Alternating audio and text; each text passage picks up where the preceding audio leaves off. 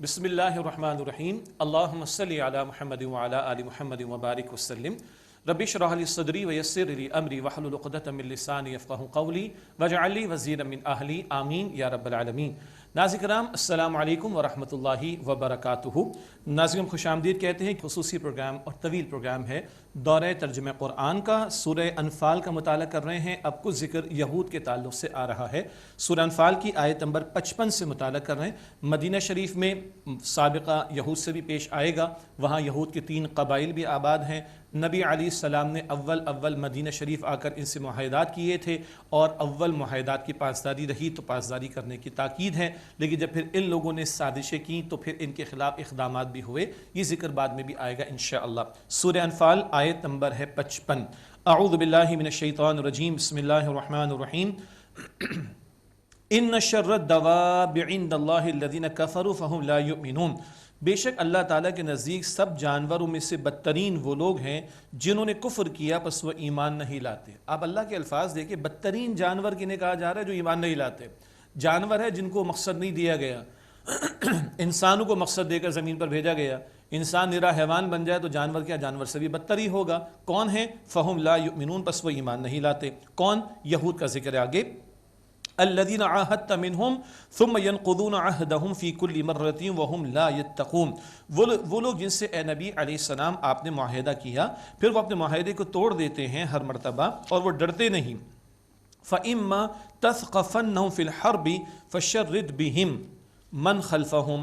پس اگر آپ انہیں جنگ میں پائیں تو انہیں ایسی سزا دیں کہ ان کے ذریعے بھگا دیں ان کو جو ان کے بعد ہیں، لَعَلَّهُمْ يَذَّكَّرُونَ، تاکہ وہ بعد والے عبرت حاصل کریں۔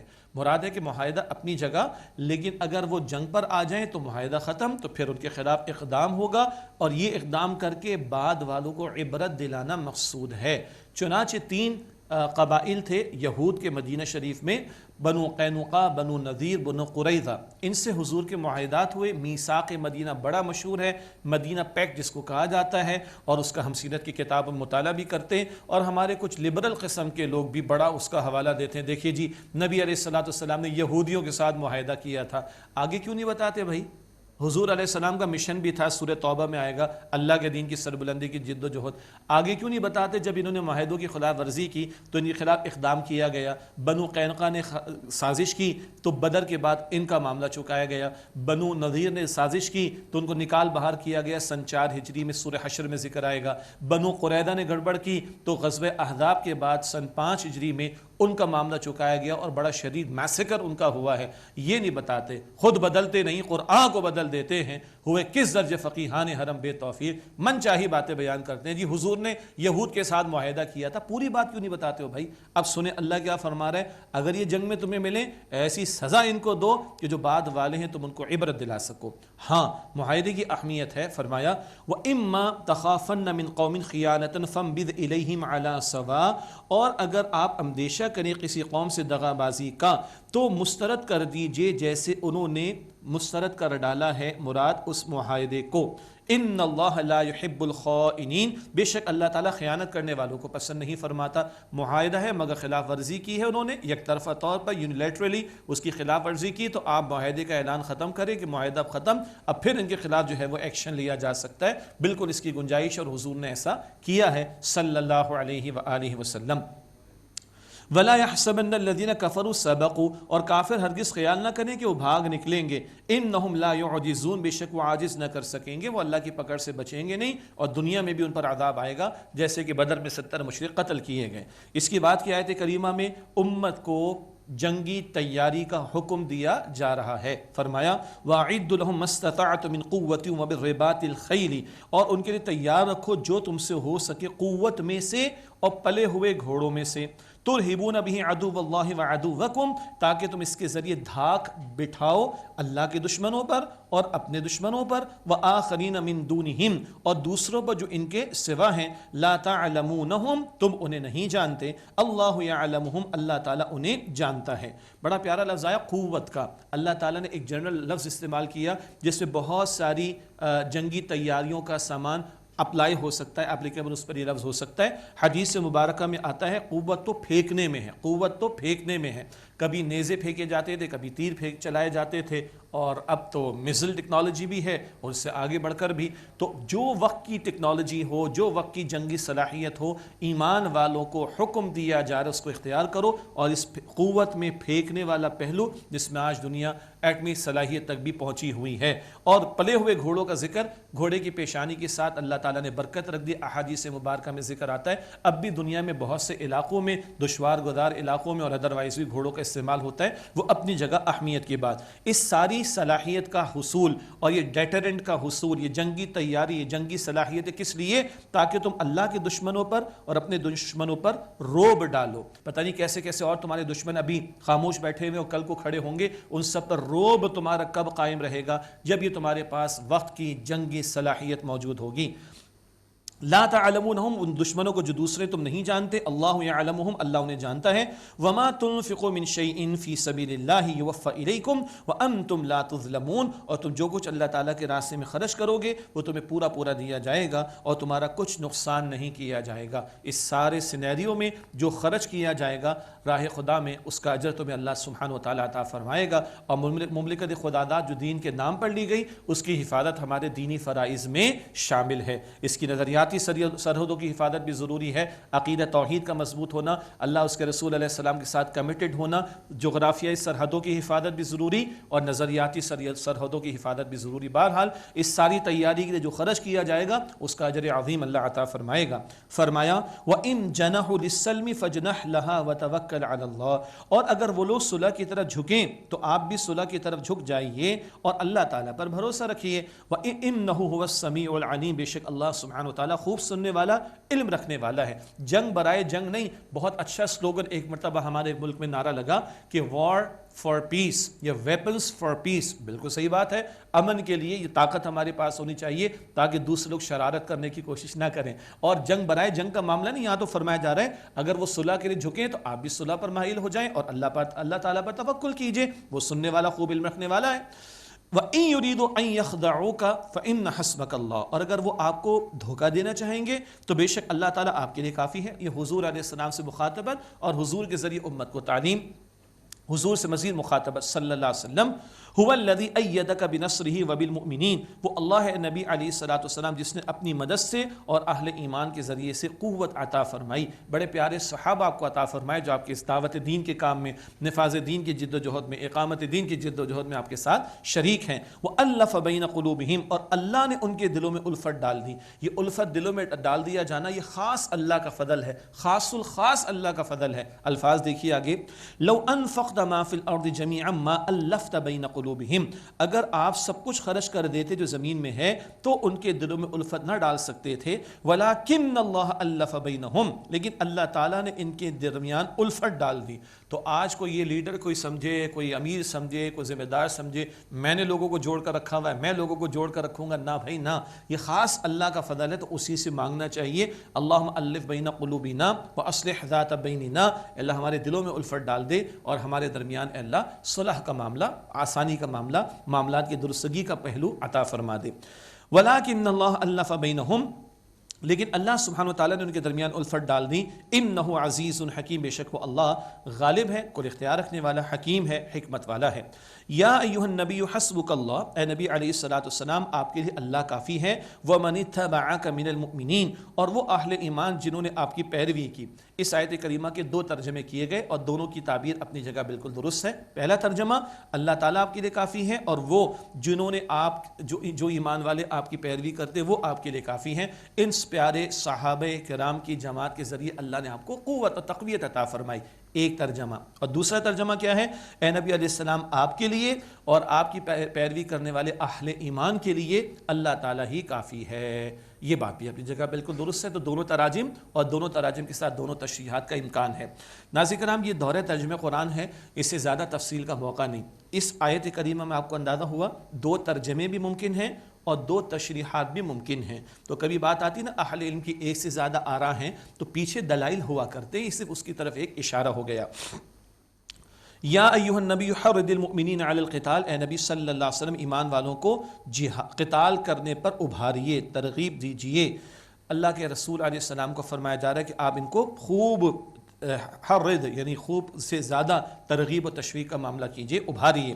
کس پر؟ قتال کرنے پر۔ ان یکم منکم 20 صابرون یغلبوا 200، اگر اے مسلمانوں تم میں سے 20 صبر کرنے والے ثابت قدم لوگ ہوں گے تو وہ 200 پر غالب آ جائیں گے، 1:10 کا ریشو۔ وَإِن يَكُم مِّنكُم 100، اور اگر تم میں سے 100 ہوں گے مراد ثابت قدمی دکھانے والے، یغلب الفا من الذین کفروا، تو وہ 1000 کافروں پر غالب آ جائیں گے، بأنہم قوم لا یفقہون، اس سے کہ وہ کافر لوگ سمجھ نہیں رکھتے، ان کے سامنے کوئی مقصد ہی کلیئر نہیں، دنیا کے حریص بنے ہوئے ہیں۔ ایمان والے اللہ رب العالمین کی رضا چاہتے ہیں، وہ سب کچھ لٹانے کے لیے تیار ہو جاتے ہیں۔ تو ایک بات تو یہ فرما دی گئی، 20 ہوں گے تو 200 پر، اور 100 ہوں گے تو 1000 پر غالب آ جائیں گے، 1:10 کا ریشو تھا۔ الآن خفف اللہ عنکم وعلم ان فیکم ضعفا، اب اللہ تعالیٰ نے تم سے تخفیف کا معاملہ فرما دیا اور اللہ کے علم میں ہے کہ تم میں کمزوری ہے۔ فَإِن يَكُم مِّنكُم 100 صَابِرَةٌ يَغْلِبُوا 200، بس اگر تم میں سے 100 صبر کرنے والے ہوں گے تو وہ 200 پر غالب آ جائیں گے، 1:2۔ وَإِن يَكُم مِّنكُمْ 1000 يَغْلِبُوا 2000 بِإِذْنِ اللَّهِ، اور اگر تم میں سے 1000 ہوں گے تو اللہ تعالیٰ کے حکم سے 2000 پر غالب رہیں گے۔ وَاللَّهُ مَعَ الصَّابِرِينَ، اور اللہ تعالیٰ صبر کرنے والوں کے ساتھ ہے، غالب رہیں گے اللہ کے اذن سے۔ ہاں، ڈیسائیڈنگ فیکٹر کیا ہے؟ اللہ تعالیٰ کی نصرت اور اللہ تعالیٰ کی تائید۔ مسلمانوں کا بھروسہ اللہ تعالیٰ پر ہونا چاہیے اور ان کی نصرت اللہ تعالیٰ ہی کی طرف سے آئے گی۔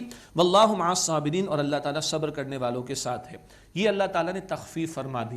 اول دور میں جو سابقون الاولون ایمان والے تھے ان کی تربیت حضور کے ذریعے ہوئی، صلی اللہ علیہ وسلم حضور کی صحبتوں کا موقع بھی ملا، تو ان کے تعلق سے تو 1:10 کا ریشو چل رہا تھا۔ اب نئے نئے لوگ اسلام میں داخل ہو رہے، ابھی اس طرح کی تربیت کا معاملہ نہیں ہوا، تو اوور آل کوالٹی تھوڑا سا تو نیچے آئے گی نا، تو اللہ نے تخفیف کا معاملہ فرما دیا۔ 1:10 کا ریشو اس مقام 1:2 کا ریشو آ گیا، معاف کیجیے گا، کہ 100 ہوں گے تو 200 پر غالب، اور 1000 ہوں گے تو 2000 پر غالب آ جائیں گے، 1:2 کا ریشو۔ اس پر اہل علم نے لکھا، پھر اس کی مزید تفصیل ہے، اگر اتنا معاملہ مقابلے کا بنے تو میدان چھوڑنا جائز نہیں ہے، مگر مزید فقہی تفصیلات و تفاسیر میں دیکھی جا سکتی ہیں۔ واللہ مع الصابرین، اور اللہ تعالیٰ صبر کرنے والوں کے ساتھ ہے۔ ما کان لنبی ان یکون لہ اسری حتی یثخن فی الارض، کسی نبی کے شائن شان نہیں کہ ان کے قبضے میں قیدی ہوں جب تک کہ وہ دشمنوں کا خون اچھی طرح بہا نہ چکے ہوں۔ اللہ اکبر، کیا مطلب؟ دشمن تو لڑنے کو آیا نا، تو خون تو بہایا جائے گا نا بھائی، جنگ تو ہوگی، اچھی طرح ان کی کمر نہ توڑ دی جائے، تب تک قیدی نہ بنایا جائے۔ تریدون عرض الدنیا، لوگو تم کیا دنیا کی زندگی کمال چاہتے ہو؟ واللہ یرید الآخرہ، اور اللہ تعالیٰ آخرت چاہتا ہے۔ واللہ عزیز حکیم، اور اللہ تعالیٰ غالب ہے، حکمت والا ہے۔ اب اس میں ایک تھوڑا سا پس منظر ہے، جیسے کہ آپ کے علم ہے کہ بدر میں 70 مشرک قتل ہوئے اور 70 کے قریب افراد کو قیدی بنایا گیا۔ سورہ محمد صلی اللہ علیہ وآلہ وسلم ہم پڑھیں گے 26 پارے میں، وہاں ایک ذکر اللہ تعالیٰ نے آیت نمبر 4 میں اشارتاً فرمایا تھا کہ جب ان کی کمر توڑ دی جائے تو پھر قیدی بنانے کی اجازت ہے۔ اللہ کے نبی علیہ الصلوۃ والسلام نے اس رعایت سے فائدہ اٹھایا، حضور شفیق تھے نا، اللہ اکبر، کہ اللہ تعالیٰ نے اجازت دی ہے۔ بس مقصود کیا تھا کہ ساری ان کی کمر ٹوٹ جائے۔ یہ ایک غزوہ بدر ہے، ابھی تو آگے سیریز چلنی ہے، اچھی طرح ان کی کمر ٹوٹ جائے، ان کی قوت ختم ہو جائے، تب تو یہ معاملہ ہو سکتا ہے۔ حضور نے اس رعایت سے فائدہ اٹھایا اور قیدی بنانے کی اجازت عطا فرما دی۔ اللہ تعالیٰ نے ایک توجہ دلا دی کہ ہاں ایک پہلے حکم آیا تھا، اگر اس طرح کا معاملہ نہ ہوتا تو بات کچھ سے کچھ ہو جاتی، لیکن اللہ تعالیٰ نے درگزر کا معاملہ فرمایا ہے۔ اب اس پر فرمایا جا رہا ہے، لولا کتاب من اللہ سبق لمسکم فیما اخذتم عذاب عظیم، اور اگر اللہ تعالیٰ کی طرف سے پہلے ہی لکھی ہوئی ایک بات طے نہ ہوتی تو اس کے لینے میں تم لوگوں کو یقیناً پہنچتا بڑا عذاب۔ لیکن ایک بات آئی تھی، حضور علیہ السلام نے استفادے کا معاملہ کیا تو اللہ تعالیٰ نے درگزر فرما دیا۔ اب ایک پریشانی آ گئی، اچھا یہ تو قیدی بنانے سے منع کیا گیا، تو اس مال کا کیا کرے جو مال ملا؟ اب اس کے بارے میں بتایا جا رہا ہے مال غنیمت کا وہ حلال ہے، اس کو تم کھا سکتے ہو۔ فرمایا فَكُلُوا مِمَّا غَنِمْتُمْ حَلَالًا طَيِّبًا، بس اس میں سے کھاؤ جو تمہیں غنیمت میں حلال پاک ملا ہے، وہ کھا سکتے ہو، استعمال کر سکتے ہو۔ وَاتَّقُوا اللَّهَ، اور اللہ تعالیٰ کا تقوی اختیار کرو۔ إِنَّ اللَّهَ غَفُورٌ رَحِيمٌ، بے شک اللہ تعالیٰ بہت بخشنے والا، نہایت رحم فرمانے والا ہے۔ اس واقعے کے پیچھے اور بھی تفصیلات ہیں۔ جب یہ آیت کریمہ نازل ہوئی تو سیدنا صدیق اکبر رضی اللہ عنہ اور حضور نبی اکرم علیہ الصلوۃ والسلام روتے بھی تھے کہ اللہ تعالیٰ نے اس طرف توجہ کا معاملہ فرمایا۔ سیدنا عمر کی رائے تھی کہ قیدیوں کو ہر شخص اپنے خاندان کے افراد کو جو قیدی بنا اس کو قتل کرے۔ اللہ کے نبی علیہ السلام نے شفقت کا جو پہلو تھا اس کو سامنے رکھ کر فدیہ لینا قبول فرمایا۔ اب بتایا جا رہا ہے جو بھی غنیمت کا مال ملا اس کو تم کھا سکتے ہو۔ مزید تفصیلات سیرت کی کتابوں میں اور تفاسیر میں بدر کے تعلق سے دیکھی جا سکتی ہیں۔ فرمایا واتقوا اللہ، اور اللہ تعالیٰ کا تقوی اختیار کرو۔ ان اللہ غفور رحیم، بے شک اللہ تعالیٰ بہت بخشنے والا نہایت رحم فرمانے والا ہے۔ یا ایھا النبی قل لمن فی ایدیکم من الاسری ان یعلم اللہ فی قلوبکم خیرا، اے نبی علیہ السلام آپ کے ہاتھ میں جو قیدی ہیں قبضے میں، ان سے فرما دیجئے اگر اللہ کے علم میں تمہارے دلوں میں کوئی بھلائی ہوگی، یؤتکم خیرا مما اخذ منکم ویغفر لکم، تو تمہیں اللہ تعالیٰ اس سے بہتر عطا فرما دے گا جو تم سے لیا گیا، اور اللہ تمہیں بخش دے گا۔ واللہ غفور رحیم، اور اللہ تعالیٰ بہت بخشنے والا نہایت رحم فرمانے والا ہے۔ یا اللہ کے رسول علیہ السلام کے چچا حضرت عباس بھی تھے رضی اللہ تعالیٰ عنہ، اور ان کے بھتیجے بھی تھے۔ اللہ کے پیغمبر علیہ السلام فرمایا کہ فدیہ دے دیجئے۔ کہا جی کہاں سے لائیں؟ کہ آپ کی زوجہ کے پاس ایک وہ قیمتی ہار وغیرہ ہے، مال موجود ہے۔ تو کہا یہ تو میرے سوا کسی کو معلوم نہیں تھا، حضور کو تو اللہ تعالیٰ وحی کے ذریعے بتا رہا ہے۔ بہرحال سیدنا عباس چچا حضور علیہ السلام کے، وہ ابھی قیدیوں میں ہیں، پھر وہ ایمان لے آئے تھے رضی اللہ تعالیٰ عنہ۔ تو ایمان کی دولت سب سے بڑی دولت ہے۔ آج تھوڑا سا فدیہ دے کر جاں بخشی ہو رہی ہے، اور ایمان کی دولت مل جائے تو اس سے بڑی دولت کیا ہوگی۔ واللہ غفور رحیم، اور اللہ تعالیٰ بہت بخشنے والا نہایت رحم فرمانے والا ہے۔ وَإِن يُرِيدُوا خِيَانَتَكَ فَقَدْ خَانُوا اللَّهَ مِن قَبْلُ، اور اگر وہ آپ سے خیانت کا ارادہ کریں گے تو ان لوگوں نے اس سے پہلے بھی اللہ تعالیٰ سے خیانت کی۔ فَأَمْكَنَ مِنْهُمْ، تو اللہ تعالیٰ نے ان لوگوں کو آپ کے قبضے میں دے دیا تھا، پریشانی کی بات نہیں ہے، پھر اللہ تعالیٰ آپ کے قبضے میں دے دے گا۔ واللہ علیم حکیم، اور اللہ تعالیٰ خوب علم رکھنے والا، حکمت والا ہے۔ ان الذین آمنوا وہاجروا وجاہدوا باموالہم وانفسہم فی سبیل اللہ، بے شک جو لوگ ایمان لائے اور انہوں نے ہجرت کی اور اپنے مالوں اور اپنی جانوں سے اللہ تعالیٰ کی راہ میں جہاد کیا، والذین آووا ونصروا، اور جن لوگوں نے ٹھکانہ دیا انصار مدینہ اور ونصروا اور مدد کی، اولئک بعضهم اولیاء بعض، یہی لوگ ایک دوسرے کے سچے دوست ہیں۔ یہ مہاجرین اور انصار کے رشتے کی طرف بھی اشارہ۔ والذین آمنوا ولم یہاجروا ما لکم من ولایۃ من شیء حتی یہاجروا، اور جو لوگ ایمان لائے اور انہوں نے ہجرت نہ کی اور تمہارا ان سے رفاقت کا کوئی تعلق نہیں ہے، حتی یہاجروا، یہاں تک کہ وہ ہجرت کرے۔ یعنی وہ جو منافقین دعوے دار تھے اور مختلف قبائل میں تھے مدینہ شریف سے باہر، اگر ہجرت نہیں کرتے تو ایمان کا تعلق واقعتاً نہیں ہے، ہجرت کر کے مدینہ شریف آنا لازم کیا گیا تھا۔ فرمایا تو اگر وہ جو لوگ ایمان لائے اور انہوں نے ہجرت نہیں کی، تمہارا ان سے رفاقت کا کوئی تعلق نہیں، حتی یہاجروا، یہاں تک کہ وہ ہجرت کریں۔ وَإِنِ اسْتَنْصَرُوكُمْ فِي الدِّينِ فَعَلَيْكُمُ النَّصْرُ إِلَّا عَلَىٰ قَوْمٍ بَيْنَكُمْ وَبَيْنَهُمْ مِيثَاقٌ، اور اگر وہ اے مسلمانوں تم سے دین کے معاملے میں مدد مانگیں تو تم پر ان کی مدد کرنا لازم ہے، کلمہ گو تو ہیں، مدد کرنا لازم ہے۔ إِلَّا عَلَىٰ قَوْمٍ بَيْنَكُمْ وَبَيْنَهُمْ مِيثَاقٌ، مگر اس قوم کے خلاف نہیں جس کے تمہارے درمیان معاہدہ ہو۔ یہ بہت اہم بات ہے۔ آیت 58 میں بات آئی تھی کسی کے 58 میں کسی کی قوم کے خلاف اقدام کرنا، معاہدہ ختم کرو۔ یہاں بھی کہا جا رہا ہے اگر تم سے مدد مانگے تو ان کی مدد کرنا تم پر لازم ہے، مگر اس قوم کے خلاف نہیں جس کی تمہارے درمیان معاہدہ ہے۔ معاہدے کی، وعدے کی بڑی اہمیت ہے۔ وعدہ کر رکھا ہے تو کسی قوم کے خلاف اقدام نہ کرو، سبحان اللہ۔ اگر اقدام کرنا ہے وعدہ ختم کرو، معاہدہ ختم کرو، اگریمنٹ ختم کرو، علی الاعلان جو کرنا ہے کرو۔ یہ ہے ہمارے دین کی بہت ہی عدل پر مبنی تعلیم۔ واللہ بما تعملون بصیر، اور تم جو کچھ کرتے ہو اللہ سبحانہ و تعالیٰ اسے خوب دیکھنے والا ہے۔ والذین کفروا بعضهم اولیاء بعض، اور جن لوگوں نے کفر کیا وہ ایک دوسرے کے دوست ہیں۔ الا تفعلوه تکن فتنة فی الارض وفساد کبیر، اگر تم ایسا نہیں کرو گے تو زمین میں فتنہ مچے گا اور بڑا فساد ہوگا۔ کیا نہیں کرو گے؟ جب تک ایمان والو تمہاری دوستی ایمان کی بنیاد پر نہیں ہوگی، فتنہ و فساد ہی مچے گا، اللہ اکبر، بگاڑ آئے گا، خیر نہیں آ سکتی۔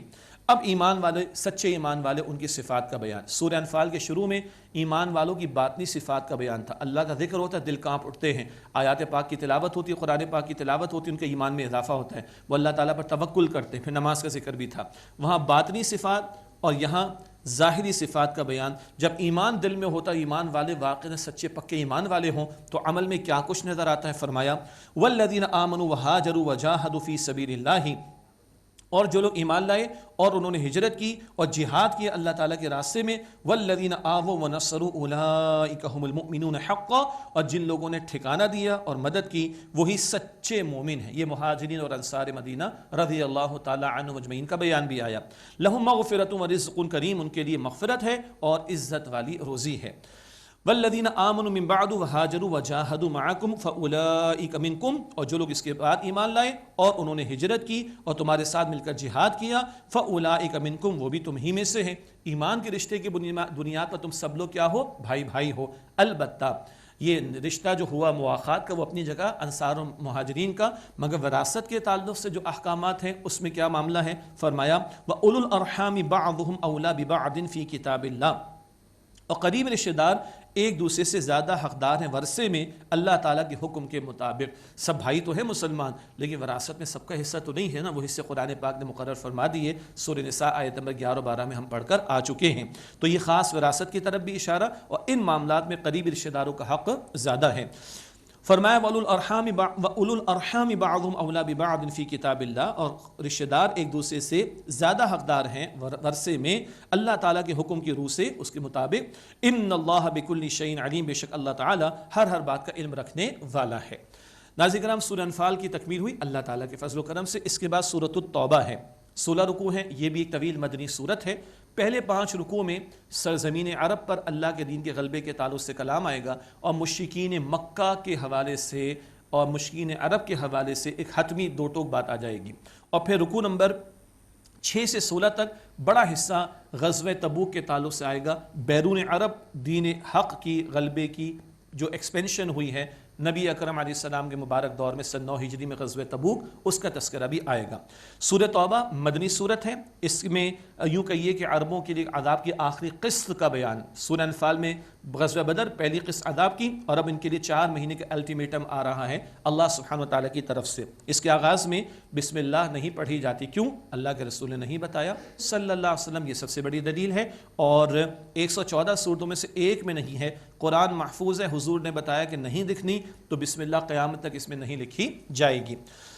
اس کے آغاز میں ایک لا تعلقی کا اعلان اللہ تعالیٰ کی طرف سے آ رہا ہے۔ سن 9 ہجری کا حج تھا، امیر حج صدیق اکبر رضی اللہ تعالیٰ عنہ بنا کر بھیجے گئے، اور پھر یہ آیات نازل ہوئیں۔ سیدنا علی رضی اللہ تعالیٰ عنہ کو حضور نے بھیجا، اور انہوں نے جا کر اعلان فرما دیا کہ آئندہ سے مشرکین یہاں پر حج نہیں کریں گے، اور اعلان لا تعلقی آ رہا ہے، اور 4 مہینے کا الٹیمیٹم دیا جا رہا ہے۔ آغاز کرتے سورہ توبہ کا، براءۃ من اللہ ورسولہ الی الذین عاہدتم من المشرکین، اللہ تعالیٰ اور اس کے رسول علیہ السلام کی طرف سے اعلان لا تعلقی ہے ان مشرکین سے جنہوں نے اے مسلمانوں تم سے عہد کیا ہوا تھا۔ فسیحوا فی الارض 4 اشہر واعلموا انکم غیر معجز اللہ، بس مشرکو زمین میں 4 مہینے چل پھر لو اور جان لو کہ تم اللہ تعالیٰ کو عاجز کرنے والے نہیں۔ 4 مہینے کی مہلت ہے جنہوں نے معاہدہ کر رکھا تھا۔ وَأَنَّ اللَّهَ مُخْزِي الْكَافِرِينَ، اور بے شک اللہ تعالیٰ کافروں کو رسوا کرنے والا ہے۔ وَأَذَانٌ مِّنَ اللَّهِ وَرَسُولِهِ إِلَى النَّاسِ يَوْمَ الْحَجِّ الْأَكْبَرِ أَنَّ اللَّهَ بَرِيءٌ مِّنَ الْمُشْرِكِينَ وَرَسُولُهُ، اور اللہ تعالیٰ اور اس کے رسول علیہ السلام کی طرف سے حج اکبر کے دن لوگوں کے لیے اعلان ہے کہ بے شک اللہ تعالیٰ اور اس کے رسول علیہ السلام کا مشرکوں سے اعلان لا تعلقی ہے۔ حج اکبر، ہر حج اکبر ہوتا ہے، ہاں عرفہ کا دن جمعے کو آ جائے نور علی نور۔ عمرہ حج اصغر ہے، اس میں اعمال کم ہیں۔ ہر حج اکبر ہوتا ہے، اس میں اعمال زیادہ۔ حج اللہ تعالیٰ کے گھر کی زیارت کے ارادے کو کہتے ہیں، عمرہ حج اصغر، اور ہر حج اکبر۔ تو اعلان ہو گیا کہ اللہ تعالیٰ اور اس کے رسول علیہ السلام کی طرف سے مشرکین کے لیے اعلان لا تعلقی۔ فَإِن تُبْتُمْ فَهُوَ خَيْرٌ لَكُمْ، پس اگر تم توبہ کر لو تو یہ تمہارے لیے بہتر ہے۔ وَإِن تَوَلَّيْتُمْ فَاعْلَمُوا أَنَّكُمْ غَيْرُ مُعْجِزِ اللَّهِ، اور اگر تم نے منہ پھیر لیا تو جان لو کہ تم اللہ تعالیٰ کو عاجز کرنے والے نہیں ہو۔ وَبَشِّرِ الَّذِينَ كَفَرُوا بِعَذَابٍ أَلِيمٍ، اور آگاہ کر دو ان لوگوں کو کہ وبشر الذین کفروا بعذاب علیم، اور جن لوگوں نے کفر کیا ان کو دردناک عذاب کی بشارت دے دیجئے۔ الا الذین عاہدتم من المشرکین ثم لم ينقصوکم شیئا ولم یظاہروا علیکم احدا، سوائے ان مشرک لوگوں کے جن سے تم نے وعدہ کیا تھا پھر انہوں نے تم سے وعدے میں کچھ بھی کمی نہیں کی اور نہ انہوں نے تمہارے خلاف کسی کی مدد کی۔ فَأَتِمُّوا إِلَيْهِمْ عَهْدَهُمْ إِلَى مُدَّتِهِمْ، تو ان سے ان کے عہد کو، وعدے کو ان کی مقررہ مدت تک پورا کرو۔ إِنَّ اللَّهَ يُحِبُّ الْمُتَّقِينَ، بے شک اللہ تعالیٰ تقوی اختیار کرنے والوں کو پسند فرماتا ہے۔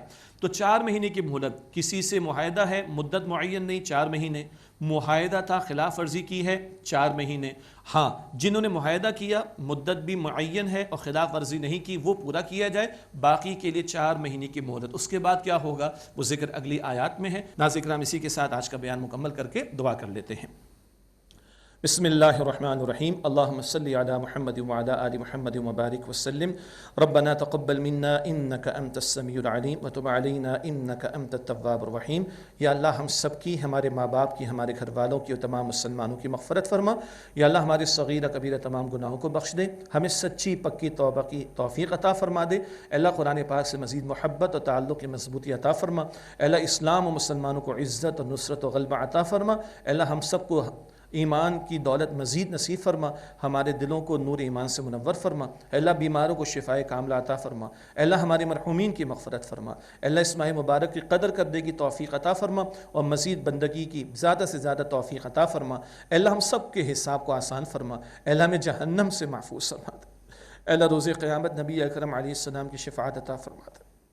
اللہ ہم سب کو جنت الفردوس عطا فرما دے۔ اے اللہ ہم سب سے راضی ہو جا، اے اللہ ہم سب سے راضی ہو جا، اے اللہ ہم سب سے راضی ہو جا۔ وصلی اللہ علی النبی الکریم وعلی آلہ واصحابہ اجمعین برحمتک یا ارحم الراحمین۔